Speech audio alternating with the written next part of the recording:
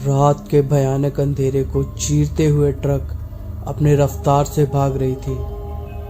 हड्डियों को पिघला देने वाली सर्द रात अपना कहर ढा रही थी। रात के ठीक 12 बज रहे थे। रास्ता खुला मगर सुनसान था। ट्रक की हेडलाइट सड़क के काले घने अंधेरे को पूरी तरह दूर करने की नाकाम कोशिश करती हुई आगे बढ़ रही थी। आधी रात के बाद ही अब्बास को गाड़ी ड्राइव करने का मजा आता था। ज्यादातर इस वक्त सड़क बिल्कुल सुनसान मिलती, जिसके कारण उसे अपनी मर्जी के मुताबिक गाड़ी भगाने का मौका मिल जाता था। ऐसे वीरान रास्ते पर उसका रोज का आना जाना लगा रहता था। आधी रात के बाद लूटपाट की वारदातें आम बात थी। हालांकि अब्बास किसी से डरता नहीं था। रोज की तरह आज भी उसी रफ्तार से वह आगे बढ़ रहा था। रास्ता काफी डरावना होने के कारण वह बेफिक्र होकर तेजी से ड्राइव कर रहा था। ठीक उसकी बगल में अब्बास का बेटा ठंड से बचने के लिए कंबल ओढ़कर सोया हुआ था। गुजरात का बॉर्डर पार करके गाड़ी राजस्थान में दाखिल हो रही थी। अंबाजी होकर आबू की ओर आगे बढ़ने वाला रास्ता टेढ़ी मेढ़ी पहाड़ियों से गुजरता था। राजस्थान में एंटर होते ही बॉर्डर पर आने वाले छोटे से शहर को क्रॉस करते उससे पहले ही एक हादसा हो गया।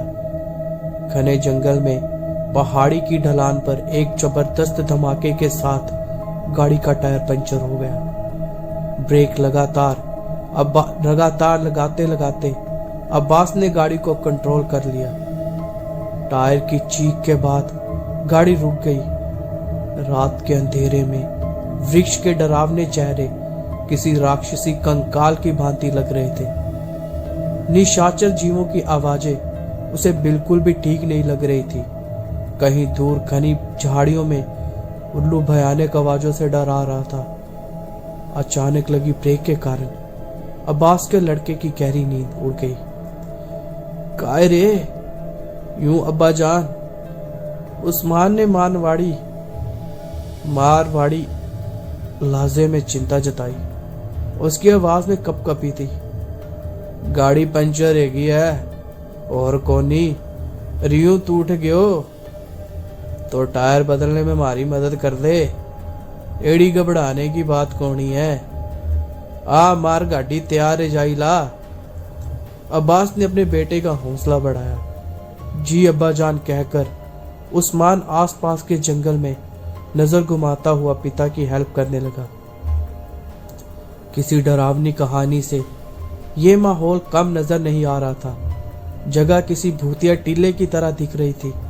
हैरानी की बात यह थी कि उनकी ट्रक के अलावा कोई भी वाहन इस सड़क पर दूर दूर तक दिखाई नहीं दे रहा था।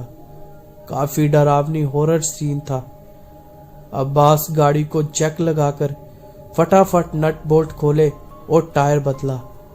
किसी अनजाने खौफ के चलते दोनों ने गाड़ी में बैठकर अपनी जगह ले ली। अब्बास को इस बात का डर था कि इस वीरान जगह पर कोई जंगली जानवर उन पर हमला ना करते, मगर अल्लाह के करम से ऐसा कुछ नहीं हुआ। गाड़ी स्टार्ट करने के बाद दोनों आगे बढ़े। सर्द हवाएं अभी पेड़ पौधों में सरसराहट भर रही थी। ढलान उतरकर गाड़ी जब सीधे रास्ते पर आई तो उनके सामने का नजारा देखकर कपास की आंखें, अब्बास की आंखें खुली की खुली रह गई। वह कोई छोटे से कस्बे का स्टॉप था और बस स्टॉप पर लंबा घूंघट ताने कोई स्त्री खड़ी थी। हॉरर मूवी का सीन का नजारा देखकर अब्बास बुरी तरह से सहम गया। अब्बा जान कोई लुगाई खड़ी लागे। हाँ पुत्र वे कोई दुखियारी। अब्बास ने गाड़ी को ब्रेक लगाई।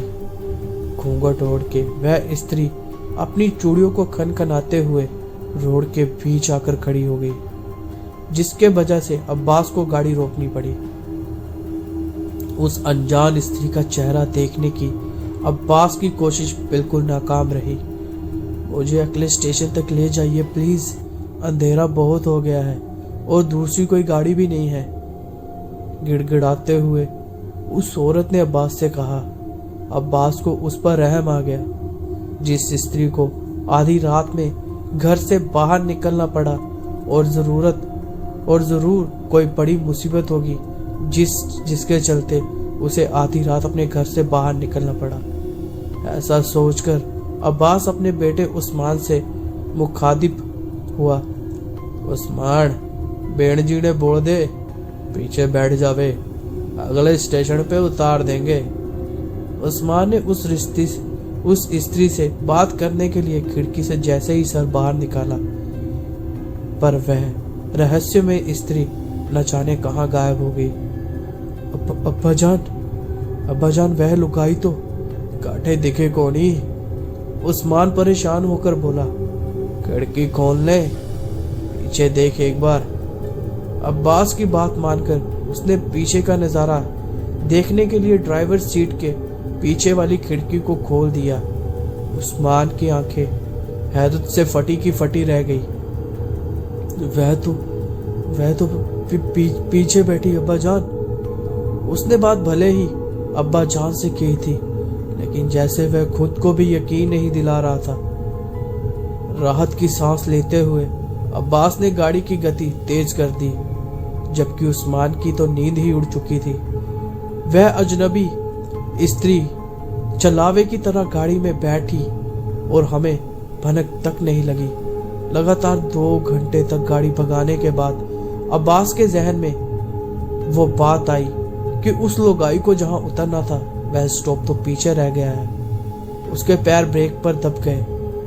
अरे उस्मान, उस लोगाई ने उतारनी थी, वे बात हमारे दिमाग में ही नहीं आई, न जाने कैसे निकल गई।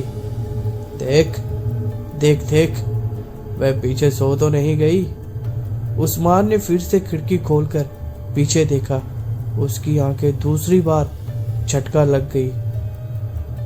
वह हड़बड़ाकर बोला, अब बजान, वो लुगाई तो गाड़ी में ना है। अब्बास ने उस्मान को ऐसे देखा जैसे कोई बचकानी बात करती हो। क्या बात करता है?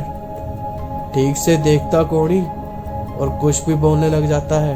ठीक से देख, मैंने वो गाड़ी में नहीं है। ठीक से देखा पापा मैंने, वो गाड़ी में नहीं है। फिर तो लागे जब गाड़ी धीमी पड़ी वो उतर गई होगी। उस अनजान औरत का डरावना चेहरा अभी भी अब्बास की आंखों से दूर नहीं हो रहा था। उसका तर्क जैसे उसके गले में ही अटक गया था। अब्बास की इस घटना को भूलकर जल्द से जल्द अपने घर पहुंच जाना चाहता था। फिर वह 1 मिनट के लिए भी कहीं नहीं रुका, लगातार तेज रफ्तार से ट्रक को भगाता रहा। उस्मान को सर्द हवाओं के कारण नींद आने लग गई।